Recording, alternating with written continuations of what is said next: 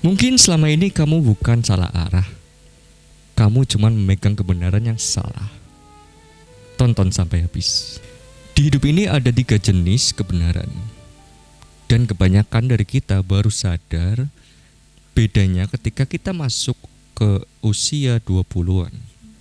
Di masa ketika kita merasa bingung, capek, dan sering mempertanyakan arah hidup kita sendiri. Oke, kebenaran yang pertama adalah kebenaran absolut. Kebenaran yang gak peduli sama pendapatmu, emosimu, atau umurmu. Waktu tetap berjalan, perubahan pasti terjadi, dan setiap pilihan selalu membawa konsekuensi. Ini kebenaran yang tidak bisa kamu tawar. Pokoknya ini kebenaran yang sangat absolut dan no debat. Oke, kita masuk ke kebenaran yang kedua. Kebenaran objektif. Kebenaran yang bentuknya fakta.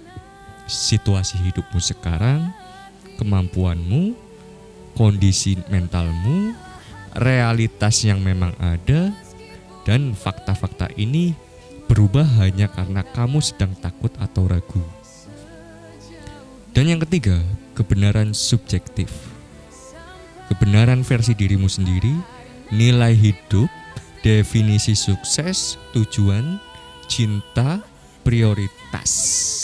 Yang dulu kamu yakini mati-matian, sekarang bisa berubah total. Dulu kamu pikir bahagia itu si A, sekarang kamu tahu bahagia itu B. Dan itu bukan masalah, itu pertumbuhan. Nah, kita masuk ke fase ini. Fase ini itu sering kita sebut quarter life crisis. Muncul ketika kebenaran subjektif kita berubah, tapi kebenaran absolut dan objektif tetap berjalan seperti biasa. Makanya hidup terasa kacau, seolah-olah semuanya gak sinkron, padahal sebenarnya kamu sedang membangun ulang cara kamu melihat hidup. Jadi kebenaran subjektif itu adalah kebenaran inkonsistensi. Itu kebenaran yang dalam masa pertumbuhan ya. Yang seperti kita ketahui, umur 20 sampai umur 25 itu punya cara pandang yang berbeda. Mungkin kamu di umur 20 itu kamu merasa bahwa sukses di usia muda itu adalah kebenaran absolut. Tapi itu termasuk kebenaran subjektif, kebenaran sesuai umur kamu. Sebagai contoh gini, kita punya role model seperti influencer dalam hal finansial. Mungkin kita punya Timothy Ronald ya. Timothy Ronald dia itu sukses di usia muda, dan setiap statementnya dia menganggap kebenaran itu adalah kebenaran absolut, padahal dia dalam proses pertumbuhan dirinya ya. Jadi setiap pemikirannya itu bisa saja berubah ketika Timothy Ronald itu usianya sudah 25 ke atas atau mungkin ke 30. Mungkin kebenaran yang selama Timothy Ronald anut atau anggap benar di usia 20-an itu bisa jadi ada revisi di usia 30.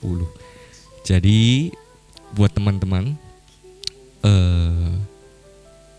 saya mengerti di usia 20 sampai 25 kalian itu masih meledak-ledak, ego kalian itu masih tinggi, dan pengambil keputusannya itu masih dominan pakai ego.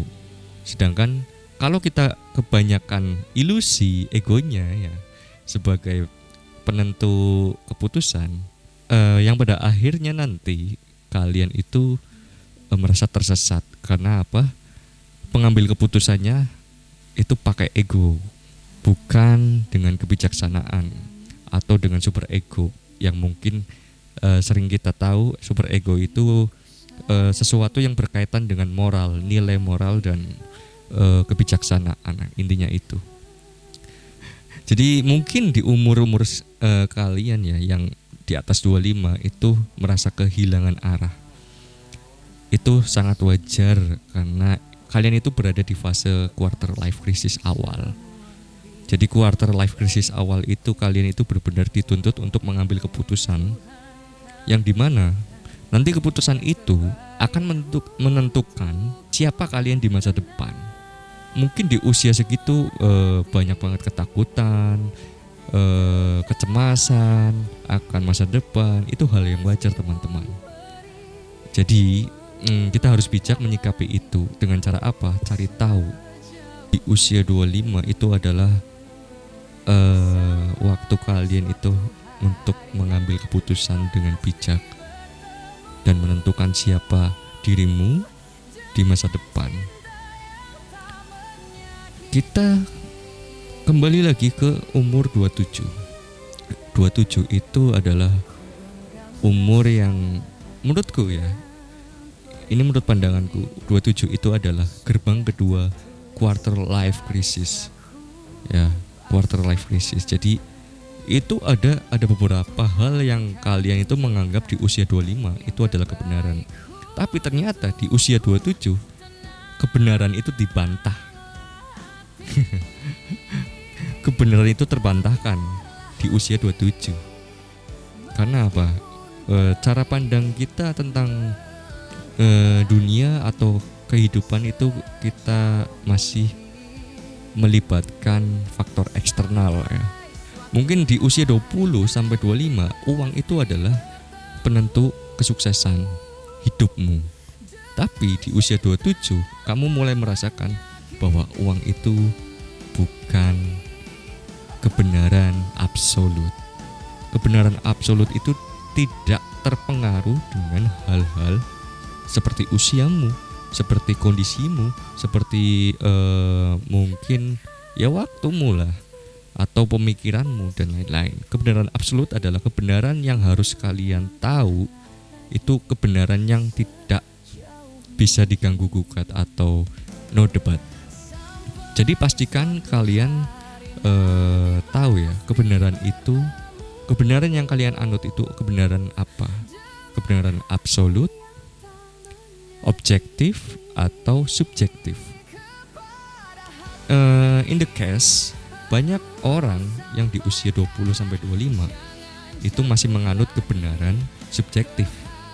Karena mereka itu masih terpengaruh oleh tontonan yang biasa mereka tonton. Kadang mereka itu merasa relate di usianya dengan kejadian yang menimpanya, sehingga kebenaran yang mereka pegang adalah sebenarnya kebenaran subjektif atau berdasarkan pandangan pribadi masing-masing. Jadi konten yang sering kita lihat di TikTok itu yang membahas tentang social life atau mungkin emosi ya, kata-kata yang mengandung emosi, atau mungkin kita pernah melakukan ya, kita punya pengalaman dengan si A dan menyakitkan, dan si B juga menyakitkan.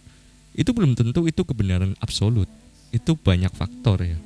Mungkin saja itu hanya pengalamanmu, dan konten yang kamu sebarkan itu adalah konten yang mengandung trauma, yang pada akhirnya orang yang nonton itu akan terkena traumanya juga. Karena sifat trauma itu menyebar ya teman-teman, seperti virus yang susah untuk dikendalikan. Harus ada penawarnya. Penawarnya apa? Penawarnya adalah knowledge. Saya enggak bosan-bosan untuk mengingatkan kalian. Knowledge adalah penawar untuk menghadapi kegilaan dunia ini. Jadi apa yang kamu takuti dan sesuatu hal yang kamu belum ketahui, cari.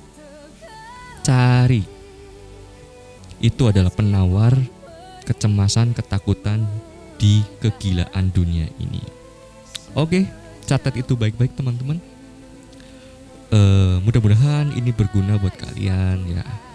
Mudah-mudahan ya kita semua selalu diberi kesehatan, kita terhindar dari trauma, dan kita bisa memutus trauma itu ya. Karena trauma itu sangat merugikan ya teman-teman. Merugikannya di beberapa hal lah, banyak banget. Kadang kita itu kurang produktif gara-gara trauma, itu bisa jadi. Ketika dunia itu kurang adil buatmu, mungkin kita terlalu jauh sama diri kita sendiri. Gitu teman-teman. Jadi untuk lebih dekat sama diri sendiri, kalian jangan terlalu mencari siapa yang benar, siapa yang salah, dan apa kurangku, apa kurangnya. Itu kalian jangan sibuk itu, teman-teman. Kalau kalian masih sibuk dengan hal itu, lukamu semakin basah, teman-teman, dan penderitaan itu berlanjut ya. Ada dua keputusan yang harus kamu ambil, atau pilihan yang harus kamu pilih: mengakui atau menderita. Ya, mengakui di sini adalah kamu akui segala kekurangan dalam dirimu, dan kamu akui bahwa kita nggak bisa mengendalikan hidup orang lain. Yang hanya bisa kita kendalikan adalah respon kita ke orang lain. Kalau kamu lagi ada di fase ini, kamu nggak sendirian. Yang berubah bukan hidupmu, tapi cara kamu memaknainya. Oke, semoga lekas sembuh.